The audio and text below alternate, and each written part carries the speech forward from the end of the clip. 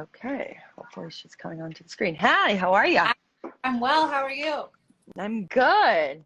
Nice. So it's great to see you. And for all those out there, again, I am Dr. Lea Lis, calling myself the Shameless Psychiatrist, and I'm here with Michelle Kenney. And please introduce yourself and tell me a little bit about what you do. I'm Michelle Kenney, and you can find me on Instagram at Peace and Parenting. And I think first and foremost, I'm a mom of two, a tween and a teen. And that's my biggest title. But I'm also, what I like to call myself, is a reformed perfectionist, reformed yeller, and reformed control freak. And that's what brought me to this work, is because I needed help desperately. And so I needed to work on myself. And that's what brought me to kind of want to help people, find a new way to parent. Good. Tell me a little bit about what you do in your job. Like, how do you help them? So I have online courses that people can join, and online support groups, both in Facebook and via Zoom. I also work with clients one-on-one. I run groups, I run workshops, all kinds of ways in which I help people find a new way to connect with their kids. That's great, because any parent with teenagers really needs support. It is a really big challenge. I mean, I have two kids, 8 and 10, so I'm not in the thick of the teenage years, but I feel like it's heading towards me like a steam train. 10 is like the precipice where this all starts. I feel like 10 is like you're sitting pretty at 10, but by 12 it's full blown. Yeah. But, I do have a lot of experience, obviously, as a child psychiatrist, treating a lot of teenagers. I love treating teenage girls. I love teenage angst. And I think it's such an amazing time of wonder and self-development, and emotionality. And our emotional teenagers are truth sabers in terms of keeping us honest.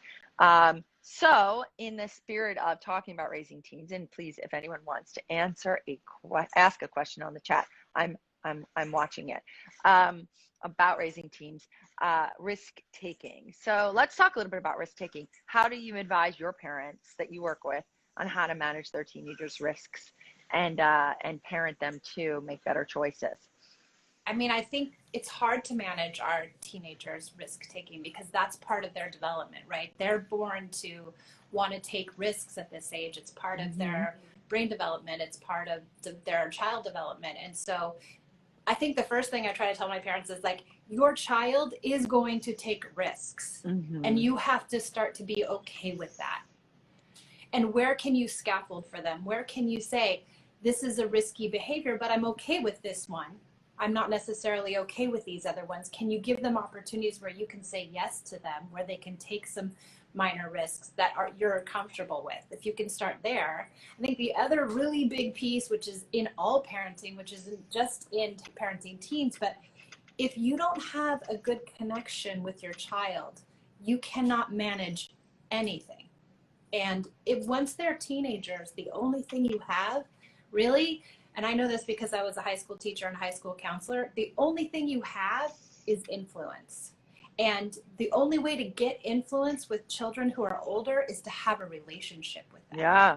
Have a connection with them. So if you don't work on that part first, you can't manage anything, and you will have no influence on any sort of decision that they try to make. So I try to really work with my parents to form connection first.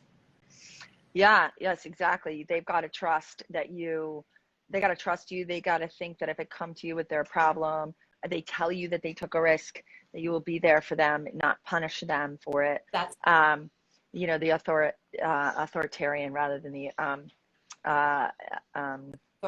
authoritative instead of authoritarian. Sorry, I always get this confused. That you can be a partner, in the decisions. Like, you can, it's a democracy, right? You're not going to be able to be like, don't do this, because they'll do whatever they want. And the more rules and hard-nosed, things you set, the more they're just going to be subversive and start lying. Yes, and that's what happens. They do start. I have a lot of parents who will come to me and they'll say, what do I do about the lying? And I'm like, well, we have to back up 700 steps first, because what created the lying? Yeah, but they feel like they can't be honest because you're going to get mad. And Yeah. so they have to lie. So if your kid is lying a lot, I don't know, you got to take a look at your own behavior. I'm not excusing it, but you got to look at your own behavior. Why do they feel the need to lie to you? Because I don't think people are inherently, most children No, or I most don't, and I teenagers, think not inherently liars. no, absolutely. And I think the kids, they're worried about the relationship they share with you. They don't want to disappoint you. They don't want to make you feel bad or have you look at them in a poor light. And I have a whole podcast on lying, and there's a lot of different reasons we all lie, by the way. I can't have dinner with you tonight. I'm busy, because I really don't want to have dinner with you tonight. And so it's like lying in some ways it's not necessarily so bad. So I think kids lie in teenage years because they're worried about getting in trouble. They're worried about damaging the relationship they have with you. They don't want you to look poorly on them. And so if we can take the shame away, like you said, we can take all the shame out of it, then they're going to come to you when they get drunk at the party, when they try marijuana, when they have sex for the first time. And I'll tell you what, I've got a 15-year-old daughter, and it's all happening. Yes. All happening. And you think it's not going to happen to you, but because you have the 3-year-old or the 8-year-old or the 10-year-old. And they're so good, right? It's going to happen to you. I mean, I just look at my little gorgeous, well, my beautiful girls, and I'm like, oh, they're going to break me. I know it already. I can tell, like, all the seeds are there. The only thing I hope is that you want to come say hi. Speaking of, oh yeah, here she is. This is the one that is going to break me when she's a teenager, right here. Oh hi! Oh, you look like your mama. Yeah, she's going to definitely be a troublemaker, but right now she's just a little angel. So we talk about, I talk about the couple of things with risk taking in teenagers is like, don't make them go underground. They're much more likely to practice safe behaviors if they feel that they have a partner and they can communicate. For example, when you're talking about sexual initiation, which is a big risk-taking behavior, if you're like, when are you thinking of having sex? With who? Where are you thinking of doing it? Come to me. I'll help you. I'll get you on birth control. I'll provide you a safe place to do it. I won't tell you you can't, right? Yeah. And then all of a sudden, instead of having sex behind the parking lot or at a party when everyone's drinking where they stand a pretty good chance of being assaulted or without protection, they're going to come to you. And so therefore you are lowering their risk. Yeah, and people are always like, what are you, crazy? I'm gonna let my kid have sex in my house? I'm like, yeah, where else are they going to do it? Like, they can't afford a hotel. Like, it's just not logical. No. And you want to take the shame out of sex too. Like, and Esme and I have talked a lot about, like, what does sex look like in a committed relationship? What does sex look like out of a committed relationship, in a loving relationship, in a not loving relationship? But we can only have these conversations because sex and the discussion about it is not off the table. Once you say you're not allowed to have sex, now you've shut down all conversation about it because you're putting up a boundary that's, first of all, not manageable, and you're not allowing them to have a space to express themselves about it, even if they do or don't have sex. Yeah. And you're not involved in the discussion about the risks. Like, you're more likely to, if you get in that discussion in the weeds, like, what does it mean? Is it monogamous? Is it a one-night stand? Do you care if he calls you or she calls you the next day? What are your, what are you hoping to get out of it? They're going to think through it as opposed to just. And they do. We've had those conversations. I'm like, well, if you have sex, what do you want out of it? She's like, what do you mean? Like, you want an orgasm? You want intimacy? Like, what are you looking for? And I don't think her 15-year-old friends aren't having conversations with her like that. No, so we're the only person that's going to be able to give that insight. If we have influence. And, God forbid, inevitably there's going to be the breakup. And like, I remember my first heart crushing breakup, and like, they're not going to come to you. And I've seen teenagers cut themselves. I've seen teenagers do crazy things during breakups, want to commit suicide, all kinds of stuff. And that, or another whole set of risk-taking behaviors, that if you don't get in front of it like a wave of surfing, I'm here surfing, like you don't get in front of that wave, it can all just come crashing right down. So this is why open up those lines of communication, deal with your own shame. If you have shame about your sexuality, if you have shame about your drug use, if you have shame about all those things, and they're all under the, you got to figure that out, because otherwise you're just passing down that shame too. Yeah. And the other part of it too is like back to the connection, because that's always where my head goes. Is like, if you're well connected to your child and you are the primary relationship where they're getting what they need, then the breakup isn't going to be so hard, because they know they have a secure relationship to rely on, and they're getting their needs met at home. And so that breakup is going to be, it's sure going to be terrible no matter what, but it's going to be more manageable. They're going to be able to recuperate. So, and another area of risk taking is like talking to your kids about their sexual orientation, because only half of adolescents have received any formal instruction about contraception before they have sex, and teens who identify as LGBTQ are higher risk contracting STDs, and safeguarding against transmission becomes more difficult. And then there's some states where they even prohibit discussion of sexual orientation in class. So here you got a kid who suspects they might be gay. They're never being told, anything about sex between, maybe two men or two boys. They're not told anything about it. And they're, go out and experiment. And this is where the STDs happen. So how is it that as a parent, you're afraid to ask, hey, are you more attracted to boys or girls? Like, be like, it's not always that obvious. Like you say, like sometimes it's confusing. You might go back and forth, and it might take you a while to figure out who you are. You might be attracted to both, but and it's an ongoing story, and it's, there's layers in adolescence, but you got to just ask. Don't be afraid. Yeah. And expect that there might be an answer that you're not necessarily comfortable with. And how are you going to react? Are you going to be surprised and shocked and make them feel ashamed? Or are you going to be ready for those answers that, I'm attracted to both sex? Yeah. I don't know, Mom, I'm trying to figure it out. And are you ready to have that conversation? I think a lot of it is like preparing yourself as a parent for all of those things that are going to happen. I don't think I really did that. And when the first thing happened, I was like, my mouth was wide open and my eyes were big, and I was thinking to myself, it's happening. What am I going to do here? And can I temper my response so that I can be the neutral, respectful, and supportive person? So just be ready for all of it. It's all coming your way. Yes. And I don't know if there's anyone watching right now who is a single parent, because I think I would love to talk a little about teenagers risk-taking and single parent raising kids, because if a father's not present in the household, adolescent girls are more likely to have an earlier age of sexual debut, which is losing your virginity, but I don't say that because that's not a very nice way to say it. And I don't like that word.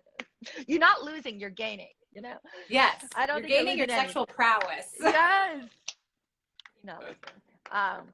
And girls with very strong relationship, their mothers are significantly less likely to have early sexual intercourse. So those are two great stats that I like. Well, I'm a single mother, so we can talk to me about that. And I think that it actually, I think raising your kids, I have two daughters, raising my daughters as a single mom, I feel lucky because I get all the influence, or at least all the influence when I'm around. Yeah, exactly. So yeah, let's talk about that, because there's a lot of single parents out there who will watch this later as well. And how do you manage the fact that there isn't necessarily a male in the house to talk about certain things, like, that might be relevant to the male's perspective? I mean, do you find other people to talk, mentors, or do you just try to cover everything yourself?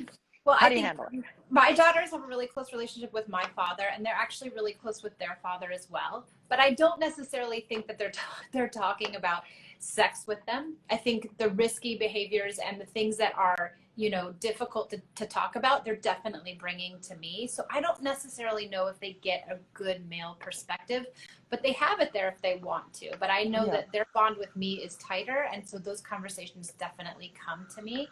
And I maybe they are missing that male perspective, but I'm just wondering if that's a difficult thing for like a daughter to have with her father, or maybe if this is just the relationship my kids have with their dad. But I think Well, they're probably missing that perspective. I really encourage, because I think a lot of fathers are really, really scared to open up that door. They don't know what kind of worms they're going to find. But I really encourage them to go for it, because I think it can be illuminating to have both parents' perspectives. Mm-hmm. So, you know, hey, dad, I'm thinking of having sex. You know, I really like this person. I would like you to meet them. You know, it's scary, I know, but the dad could say, hey, are you thinking of having sex? I see you have a boyfriend or girlfriend or whatever it is. And it's like, you know, because if you are, like, I support you. And you just open up that door, and then all of a sudden you get a totally different perspective, a male perspective about, like, hey, you know, he should or she should be prioritizing your pleasure. You know, touch should only feel good. And if it doesn't, there's something up, you know, and that coming from, I mean, it got the male might not say like the ins and outs of birth control or whatever, but that really can offer the perspective on consent in a kind of a consent and pleasure in a way that I think will be very meaningful if you can engender it. I'm actually going to take your advice. I'm going to tell her father, my daughter's father, that he should engage in a conversation about sex with them. I think that would be good. Oh, good. Yeah, I think Thank you. You gave me a great tip. I'm so happy. Well, talk about the opposite sex role models and no shame. Real talk with your kids about sex, self-confidence, and healthy relationships is one thing that I really recommend very strongly, is to get both perspectives, both female and male perspectives on every topic, because I think that it's a beautiful thing. And it's sometimes the father talks to the son, the mother talks to the daughter. And I think that's a little short-sighted. So I really recommend it. And all the fathers that I've charged to do so, like, I have a lot of my friends who's as dads are afraid to get naked in front of their girls, or little girls, not like teenagers. And I'm always like, why? It's like, they're never supposed to see what a penis looks like. They're supposed to go into their age to sexual debut having no idea what it looks like. Like, you know, that's not really good either. Like, they should have like some clue as to what like a male body looks like. And you're the right person, you know? Yeah, you're the good role model. Yes, exactly. So I'm like, and then so, you know, they always take my advice and they'll shower with their daughters and whatever. And then, and they always say, you know what, you were right. Like, I was making too big of a deal of it. And therefore I was going to make them think it was shameful. Yeah. So, you know, it's all these kinds of things that we can do to not pass down all that shame. So yeah, absolutely. So good. I love that one too. Mm-hmm. So, anything else from anything else from the audience? Did anybody ask any questions? I didn't see any questions down there. No, I've been watching. Okay. Well, I don't know. Raising teenagers is no easy feat, and we've got two experts on the line. If anybody wants to answer, you know, it is no feat, but I think I had this idea and this expectation that were going to be terrible. Now, I mean, granted, we've gone through terrible moments where I want to lose my mind, and it's been very challenging. But at the same time, there's been these sweet, connective, and I'll say my 15-year-old is like, she's totally coming around. Mm-hmm. She went through the first 2 years were really hard, and she's totally coming around and into her own. And it's such a beautiful time of life. And they are experiencing all these incredible first things, and you get to see it in their eyes, and you get to, be their confidant through it all. If you can be that, if you can take the punishment out and the shame out and the consequences out, if you can get rid of all of those things and really just be their consigliere, if you can just be there by their side. I love that word. I'm Sicilian, so yeah. Oh yeah, that's it. Straight from The Godfather. I love it. But if you can be that for them, then you can have this incredible experience with them, that you're with them in all of their endeavors, because guess what? They're not going to let you in if you are punishing, if you are giving them consequences, if you are shaming them, if you're coming with all of that, they'll never let you in. And so you won't have this incredible experience with them. Yeah, and and if all you do is talk about risk, it's weird. You're gonna get pregnant. You're gonna get a STD. Like, they're gonna clean your room, do your homework, clean your room, do your homework, clean your room, do your homework. It's like, let it go. They don't have to clean their room, and they don't have to do their homework. You can just be their friend. You really honestly can, with limits, with boundaries, but still their confidant. Yeah, and therefore they're going to shut down the discussion, as you say. And gosh, it's like when your kid, first goes to Disney World and sees, all these amazing things. Like it's like that, they're going through like their sexual development. They're becoming a woman or a man. Their body is changing. They're going through all these exciting, amazing things, and you can see it again through their eyes. And their political views and the way they interpret sexuality and other homosexuality and transgender, the way they're interpreting it all and getting it all. And it's like, it's so much more advanced than where we came from. They're so much freer. They have so much more going on. They know so much more. And it's like, it's incredible to see that. Yeah. There's a question. All right, let's see. I didn't see it. Do you see it? Any advice about something? Oh, any advice on the best way to start the conversation with my 12-year-old boy? Conversation starter. Just go for it. I think just go for it. I like to ask, I was going to say this earlier, with my teens, I like to ask a lot of probing questions. Like, I agree. What do you think? What's your idea about sex? Or what do you know about, I asked Pia the other day, I go, what do you know about sex? And she stared off into space, and she's 12. And she goes, and I go, is there anything you want to know? And she goes, I want to know what exactly is in a man's balls. And I was like, I think there's a lot of things in there. She's like, is it just the sperm or are there other things? And if you pushed it with a pin, would it explode? This is what you That's awesome. And so it's like, I think I start with a question like, what do you know about sex, or what do you want to know about sex? I'll tell you anything. And I would start there, and I try not to just give them a litany of things. I want to start where they are and then scaffold from there. Like, don't overwhelm them with too much, because they're at a certain developmental level, and we want to start where they're at. And this is an ongoing conversation, right? It doesn't have to be the only conversation you have about sex. It's one of many. And so you just start out. There is no the talk. There should be talks. Many talks. Like there's lots of talks. I agree. And I think using books are great starters, like reading them together or handing them a book and say, please read it, and then we're going to talk. It's like kind of like, because especially if you're nervous and you don't know what to say, these experts, these psychologists, like sex is a funny word, or, these psychologists write these great books that tell you exactly what to say that's developmentally appropriate. So that's its starting off point. But then, then it's like, wait, so you must have questions about this chapter, or what does this mean, or feelings, sexual feelings. Do you have sexual feelings? What is that like for you? And then you can use these books as, I think, as you say, scaffolding, but you got to layer. Yeah, because when they're 10, the conversation is different when they're 11 and 12 and 13. And so it's like it's ongoing. And same with drugs, and same with like, all of these things that the teenagers are subjected to and doing. Yeah, I agree. And as far as risk-taking behavior is concerned, it's like you don't want your kids to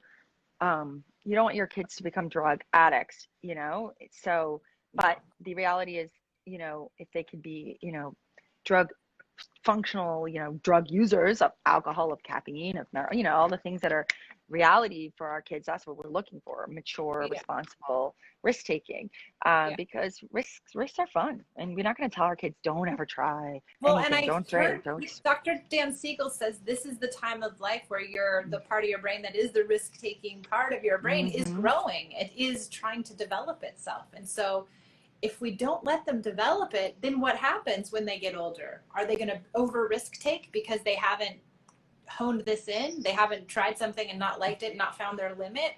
Or are they going to be risk adverse because they haven't done anything? Like, where do we want them to be?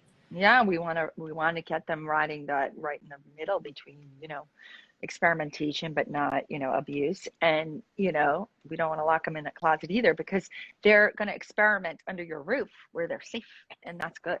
And if you say no, then once again, you're shutting down the conversation. That it's just, you're not able to say, guess what? Drugs are addictive. Guess what? These things are happening. If you don't have that influence, they won't even listen to you. Someone said, struggling with phone time, especially with schools closed. My daughter's 11 and it's a constant battle. So that is something I understand. I think the easiest way, is to set parental controls on the phone, so they shut off, you know, after a certain amount of time. Like, you know, you can still use the phone option to call, but like things like, you know, games and whatever shut off after a certain time, because then it's not always an argument, because I mean, it might be an argument, but at least you're not taking the phone out of their hands.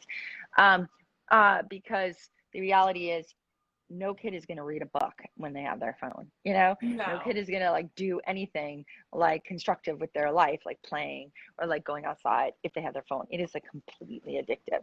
And yeah, I would also say, like, if you say to your child, what do you think is reasonable? Is it reasonable to be on your phone all day long? Where can we, you know, now that my kids are older, my 15-year-old has her phone all the time, but she's good about like figuring it out, because we've said, like, okay, you need a break. When do you want to take the break? How long is that break? What do you want to do during that break? I want them to tell me that they don't want to be on their phone all day, that we can have a conversation about it, and that they have buy-in because they've made that decision with you, as opposed to you just being like, you're done, I'm taking it. And just imagine if you're in the middle of a game, or if you're in the middle of a chat with somebody and your parent just says, oh, sorry, it's 4 o'clock, I got to take your phone. That doesn't feel good. That feels very controlling. And so I think there is room to have like a collaborative agreement around electronics. Yes, I agree. And you know, so I got a question from the audience. How do you help an 11-year-old who's being bullied about her weight and she feels ashamed and sensitive to the point where she doesn't want to go to school? Ooh, the first thing I'm going to say is, you know, oh my gosh, what is the school doing? How are they letting that happen? But, you know, the second thing is, you know, I don't know how much you can control over, you know, that piece. I was bullied a lot as a child for being very, very tall. So I remember very clearly, and I know exactly how I got through it, which is that I had an amazing father. He told me every day how amazing it is to be me and how smart and wonderful I was. And he would show me pictures of other tall women who would play different sports, like Gabrielle Reese. And he would be like, see, see, see, see, see. And it helped me so much. So find body positive, you know, curvy women, put them on her Instagram, you know, and be like, and put them on, you know, talk about them, watch movies about them. Like, you know, there women come in all shapes and sizes. There are plenty of men and women who are very attracted to all different body types. There's not one size fits all. And also de-emphasize, you know, looks, and re-emphasize their characteristics that are beautiful, you know, their bravery, their intelligence, how kind they are. De-emphasize that, and talk in the whole family. Never talk about weight, only talk about health. Always health, health, health, health, health. And so you can really get your kid to say, okay, you know, maybe I weigh more than other children or teens, but I've got things they don't have. You know, I'm bright. I have great friends, you know, and guess what? They're just mean. That's just mean. And being mean, I'm not mean. You know, I would never do that to another kid. And Never, I think the ever. other part of it too is just to lean in with like the empathy. Like, this must have really hurt you. You must be really suffering under all this. I am right here. I am listening to you. I understand you should be upset. You should be outraged. You should have all these feelings, and just to validate where they're at so that they can start to really process it, because there's a lot of hurt under there. You know, my daughters have been bullied, and it's not easy. It's really hard. And to be there for them, and that will really concrete your bond and relationship, and it will help them feel like they're being seen and they're being heard and that they're understood and that you're on their side, even though it's really hard. And I think that connection piece will help them get through all of this tough, because kids are bullied. A lot of kids are bullied. It happens often. And I think there's not a lot we can do about it when it happens. We can only work on our side. And it's hard as a parent to watch your child be bullied. It's excruciating. And so then also as a parent, to get a place to have your feelings, you know, to have a listening partner, to have a therapist, to say, I don't know what to do. I'm dying inside too. I need help. I need a place to be heard also.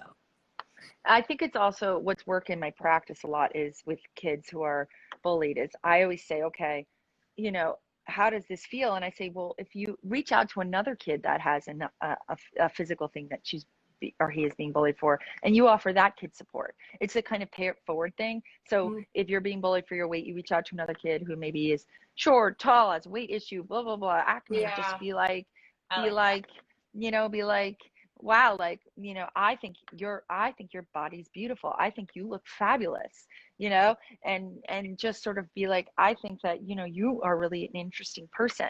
And being like, when you pay it forward, you start to realize that you can manifest a different energy. And by doing so, you can rise above it.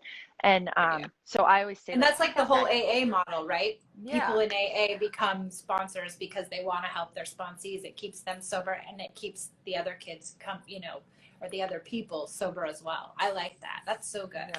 Yeah, that was really worked with a lot of my patients. I love that pay it forward approach. Like, find that kid is being bullied too, and you reach out, helping hand, because that's how we change society and culture. And that's worked for me. And also, whenever you see anyone walking down the street who has a different type of body, like curvy or a model or a thing on TV, be like, wow, look at that person, so beautiful, curvy women, see, they're amazing. Look how amazing they are, and just be like, look at that. Like, there's a, a lid for every pot, and that's what I always do. I always talk about. And there's all these amazing models out there. They're everywhere now that are, have all different body types and skin colors and, hair length and just everything. It isn't just the tall blonde anymore.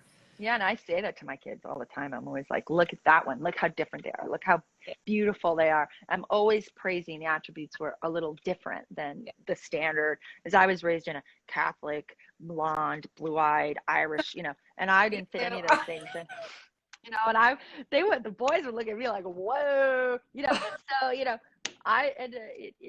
so I understand. It's just like, but I love who I am now, but it took a long time to get here. So. Yeah, it's hard. So what is the best way to approach my 17, almost 18-year-old bonus daughter? I love bonus children. They're the best. Bonus daughter who has no plans for after a great graduation. Ooh, lack of motivation. And I wonder, is there marijuana involved? Because I see a lot of amotivational syndromes with marijuana. I'm just saying that as a factor. Is there a marijuana addiction involved? Because I see a lot of the I don't care itis, I call it, when there's marijuana involved. But if there's not, and that's not the contributing factor, then you also want to look at, oh, yes, there you go. Yeah, there might be marijuana involved. Because I see a lot of marijuana causing this I don't care itis, as I call it. They just smoke and then they forget their problems, but they also forget that they have anything to contribute. So the first thing is to look at that as a factor and, maybe get them counseling for addiction or, somehow get them to cut down. Lord, you can use positive reinforcement. Like, I'll buy you a car if you quit. You don't have to buy the whole car, but like a used car will give you half if you quit smoking and your drug tests come out clean for 6 months, or, try to get them off the marijuana. I have to tell you, I see it. I've had patients in my practice. I could have stood on my head and screamed from the hills and done therapy till I was blue in the face. They did not make a single change until they quit marijuana. And that's what I'm wondering. Like, what is below the surface of the marijuana smoking, right? Like, what's happening with the connection piece and, what's going on with, I think there would be lots of deeper things to explore maybe. Yes. And I agree with you, but I'm going to present the other side is sometimes it's just the drug. Just the like, marijuana. You can explore, and I'm not saying you shouldn't, but sometimes the drug itself is the problem. As a lot of alcoholics will tell you, there might be deep-rooted issues and blah, blah, blah, but sometimes it's the drug itself that is actually causing the problems. So, there's both pieces, obviously. And maybe it's a big onion of things that also, it isn't just one. Yeah, exactly. There could be a major onion. And so, these are all things I would think about, but I would use positive reinforcement. Hey, I'll pay for part of your car. I'll do this. If you, develop a plan, put it into place, a plan of action of some, vocational thing you might want to try, or a job, or and, I'll help you. And you got to use positive reinforcement, and then offer to pay for counseling, because, they're at the age now where they might not be able to afford it. My daughters go to counseling, and I think it's one of the best things we ever invested in. I think that is I'm not a big fan of positive reinforcement. I don't believe in positive reinforcement or in punishments, because positive reinforcement is just like a punishment, because when you don't receive the car or whatever it is, then you feel punished. So it's hard. I think that's a slippery slope, but I do think counseling is incredible for teenage kids, just to have somebody on their side, someone to talk about their feelings, someone to be there for them that isn't their parent if they can't, if that isn't even, I mean, I think it's been incredible for my girls. Yeah. So those are good tools, Danny. I hope that was helpful. All right, so I think we're going to sign off. Dr. Lea Lis, Shameless Psychiatrist, and check out my book, on No Shame, Real Talk with the Kids about sex, self-confidence, and healthy relationships. And Michelle? I need that book. Yeah. Michelle, Peace and Parenting. You can check out I have a guide to shame-proofing your home, and it is in the link in my IG bio. And it's just like all those things that we kind of say that we don't necessarily think, the little things we say that we don't necessarily think are shaming. And I flip them and give you alternatives about what you can do to switch the script, what you can do to build in connection as opposed to relying on shame. And it's a quick little guide, and it might be helpful for anybody out there. Yeah. Well, thanks everyone for your time. Yes. Bye.